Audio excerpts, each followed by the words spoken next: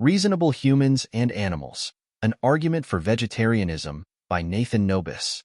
Published in Between the Species, Volume 13, Issue 8, August 2008, pages 1 through 13. It is easy for us to criticize the prejudices of our grandfathers from which our fathers freed themselves. It is more difficult to distance ourselves from our own views, so that we can dispassionately search for prejudices among the beliefs and values we hold. Peter Singer. It's a matter of taking the side of the weak against the strong, something the best people have always done. Harriet Beecher Stowe. In my experience of teaching philosophy, ethics, and logic courses, I have found that no topic brings out the rational and emotional best and worst in people than ethical questions about the treatment of animals. This is not surprising since, unlike questions about social policy, generally about what other people should do, moral questions about animals are personal. As philosopher Peter Singer has observed, for most human beings, especially in modern urban and suburban communities, the most direct form of contact with non-human animals is at mealtimes. We eat them. For most of us, then, our own daily behaviors and choices are challenged when we reflect on the reasons given to think that change is needed in our treatment of, and attitudes toward, animals. That the issue is personal presents unique challenges and great opportunities for intellectual and moral progress. Here I present some of the reasons given for and against taking animals seriously and reflect on the role of reason in our lives. I examine the common assumption that there is nothing wrong with harming animals, causing them pain, suffering, and an early death so they might be eaten. We will see if moral common sense in this area can survive critical scrutiny. Our method, useful for better understanding all ethical debates, is to identify unambiguous and precise moral conclusions and make all the reasons in favor of the conclusion explicit, leaving no assumption unstated. Why is the treatment of animals a moral issue? Plutarch suggested an answer nearly 2,000 years ago when he reflected on the killing of animals for food. But for the sake of some little mouthful of flesh, we deprive a soul of the sun and light, and of that proportion of life and time it had been born into the world to enjoy. The simple answer is that animals are harmed by the practices required to bring them to our plates, and harms need rational defense. Chickens, pigs, cows, and other animals are conscious, can feel pleasure and pain, and their lives can go better or worse from their own point of view. Raising and killing them is bad for them. They experience pain, suffering, deprivation, boredom, and an early death. Everything is taken from them so that they might be eaten, and this is true regardless of the conditions they are raised in. Let us consider the common view that, even though it's true that animals are harmed, indeed greatly harmed, by the practices required for meat eating, these practices are morally permissible nevertheless. We will see that common arguments for this perspective all have premises that are either false or in need of serious defense. The methods used in responding to these arguments will prove useful for addressing further arguments and objections beyond those discussed here. One of the first things said is that it's not wrong to harm animals for food because it's a tradition. It's something we do, and have done, for a long time. True, for many people eating animals is a tradition. But not all traditions are good or right. The important question is always whether an aspect of a tradition can be supported by good moral reasons or not. Also, for many people, eating animals is not a tradition. For thousands of years, there have been people who extend their compassion to animals, and many other people who were raised eating animals start new traditions when they see that consistency and moral reasoning demands change. Second, some people say that it's natural to raise and kill animals to eat them, so it's right. But the meaning of natural is extremely obscure. People can mean very different things when they use the term. Whatever meaning one uses, however, it's very hard to see how modern industrial methods of factory farming, transport, and slaughter are at all natural. It's not even clear how an individual's raising and killing, say, a pig or a chicken in her backyard would be natural either. But the relationship between what's natural in any sense of the term and what's morally right does not help this argument. Selfishness and cruelty are often quite natural, but they are not right or good. Walking on one's hands is a quite unnatural way to transport oneself, but it's usually not wrong to do so. Some natural behaviors are right, But many are deeply wrong, and advocates of this argument forget that simple point. Whether something is natural or not is irrelevant to its morality. Third, some people insist that it's nutritionally necessary to eat meat, milk, and eggs, and therefore it's right that animals are raised and killed to be eaten. But this argument ignores common sense and disrespects medical science. If it were true that we have to eat meat and other animal products, then there would be no people who abstain from do so because they would all be dead. But there are such people, alive and well, and medical science supplements common observations with evidence to show that they are often healthier than omnivores. Consider the position statement of the leading authority on nutrition in North America, based on their 17-page review of the recent nutrition research.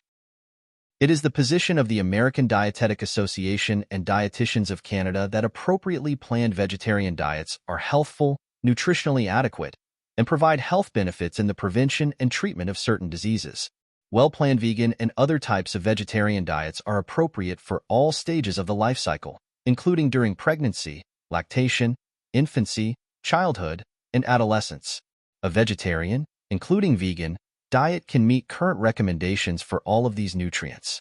Vegetarian diets offer a number of nutritional benefits, including lower levels of saturated fat, cholesterol, and animal protein, as well as higher levels of carbohydrates, fiber, magnesium, potassium, folate, and antioxidants such as vitamins C and E and phytochemicals.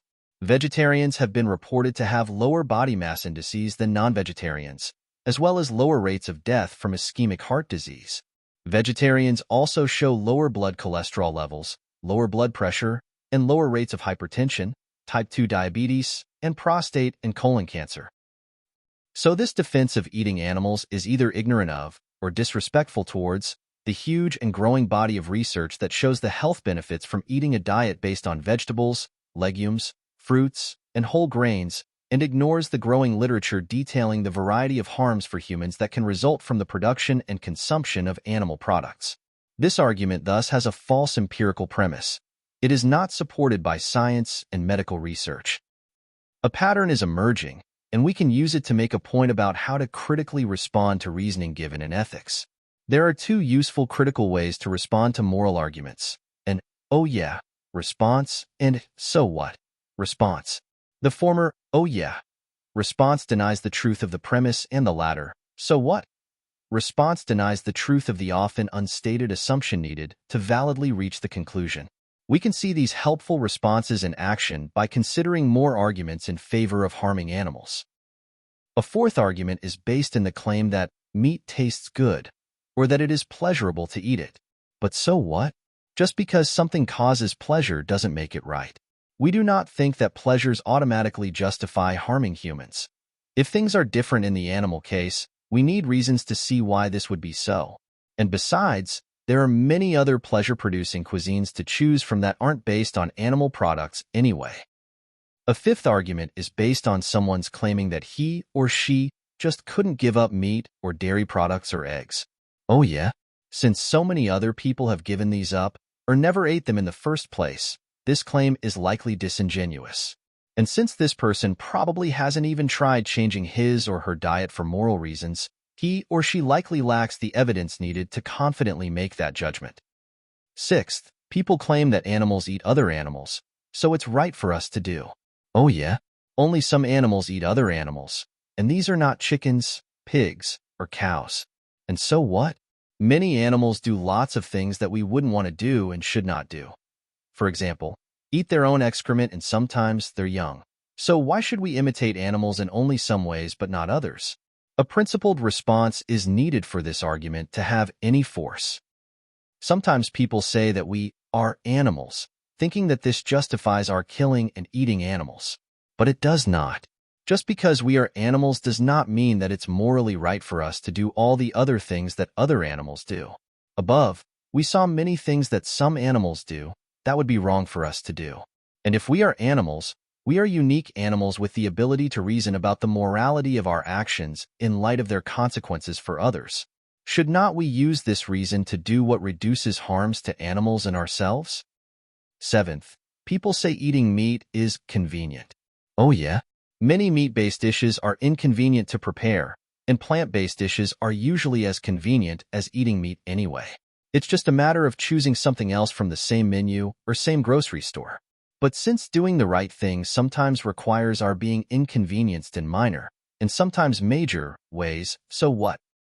Eighth, it is sometimes said that we have a right to treat animals these ways, and that animals have no rights to not be treated these ways. That might be true, but reasonable people want reasons for why they should think that. First, they will want to know what right is under consideration.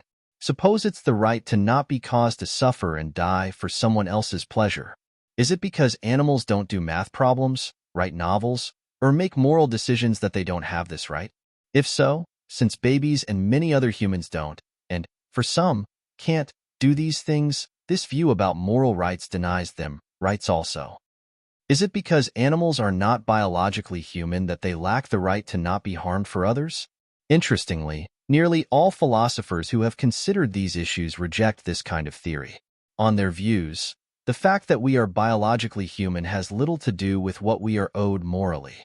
This hypothesis is confirmed, in part, by each of us asking us what it is about ourselves that, for example, makes it such that it would be wrong to cause us pain and kill us.